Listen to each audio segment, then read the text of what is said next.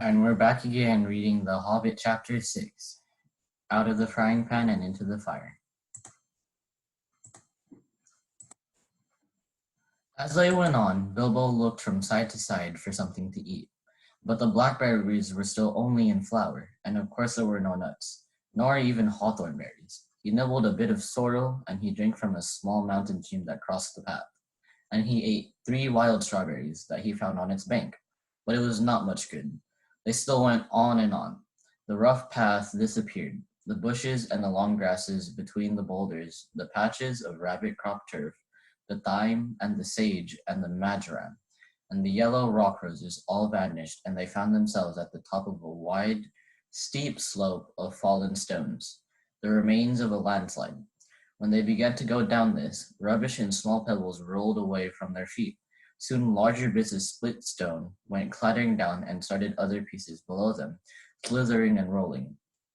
Then lumps of rocks were disturbed and bounded off, crashing down with a dust and a noise.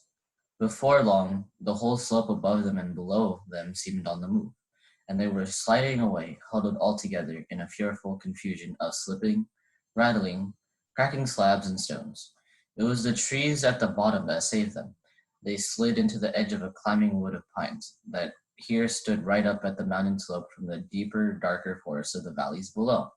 Some caught hold of the trunk and swung themselves into lower branches. Some, like the little hobbit, got behind the tree to shelter from the onslaught of the rocks. Soon the danger was over. The slide had stopped, and the last faint crashes could be heard as the largest of the disturbed stones went bounding and spinning among the bracken and the pine roots far below.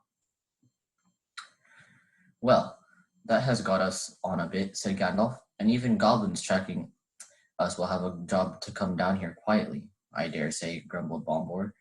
But they won't find it difficult to send stones bouncing down on our heads. The dwarves and Bilbo were feeling far from happy, and were rubbing their bruised and damaged legs and feet.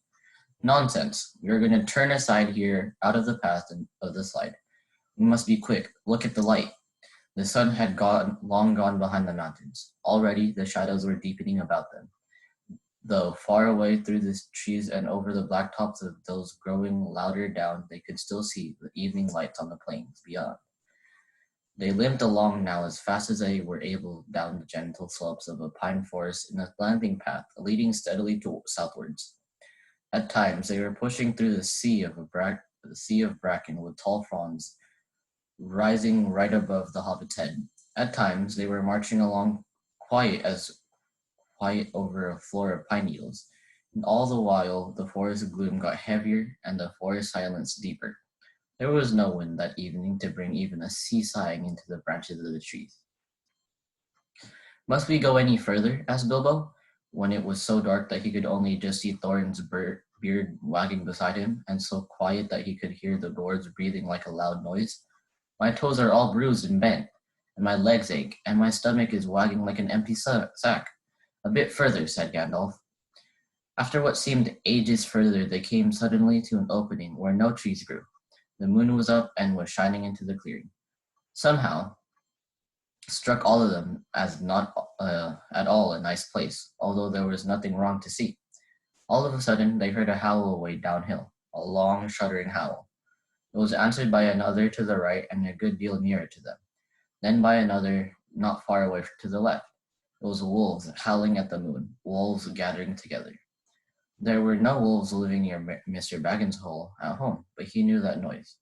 He had it described him often enough in tales. One of his elder cousins, on the Took side, who had been a great traveler, used to imitate it to frighten him. To hear it out in the forest under the moon was too much for Bilbo. Even magic rings are not much used against wolves, especially against the evil pack that lived under the shadow of the goblin-infested mountains, over the edge of the wild on the borders of the unknown. Wolves of that sort smell keener than goblins, and do not need to see you to catch you. What shall we do? What shall we do? He cried. Escaping goblins to be caught by wolves, he said, and it became a proverb, though we now say out of the frying pan into the fire, in the same sort of uncomfortable situations. Up the trees, quick, cried Gandalf, and they ran to the trees at the edge of the glade, hunting for those that had branches fairly low, or were slender enough to swarm up.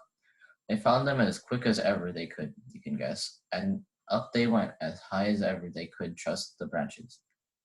He could have laughed from a safe distance if he had seen the dwarves sitting up in the trees with their beards dangling down, like old gentlemen gone cracked and playing at being boys. Feely and Keely were at the top of a tall larch like an enormous Christmas tree. Dory, Nori, On, Oin, and Gloin were more comfortable in a huge pine with regular branches sticking out at intervals like the spokes of a wheel. Biffer, Bofer, Bomber, and Thorin were in another. Dwalin and Balin had formed up a tall, slender fir with few branches and were trying to find a place to sit in the greenery at the topmost boughs. Gandalf was a good deal taller than the others, had found a tree into which they could not climb, a large pine standing at the very edge of the glade. He was quite hidden in its boughs, but you could see his eyes gleaming in the moon as he peeped out. And Bilbo? He could not get into any tree, and was scudding about from trunk to trunk like a rabbit that has lost his hole and has a dog after it. "You've left the burglar behind again," said Nori to Dory, looking down. Can't always I can't always carry burglars on my back," said Dory. "Down tunnels and up trees? What do you think I am, a porter? He'll be eaten if we don't do something," said Thorin, for there were howls all around them now, getting nearer and nearer. "Dory," he called, for Dory was lowest down in the easiest tree, "be quick and give Mr. Baggins a hand up." Dory was really a decent fellow in spite of his gubbing. Poor Bilbo could not reach his hands even when he climbed down to the bottom branch and hung his arms down as far as ever he could. So Dory actually climbed out of the tree and let Bilbo scramble up, stand on his back. Just at the moment the wolves trotted howling into the clearing. All of a sudden there were hundreds of eyes looking at them. Still Dory did not let Bilbo down. He waited till he had clambered off his shoulders into the branches, and then he jumped for the branches himself. Only just in time. A wolf snapped at his cloak as he swung up and nearly got him.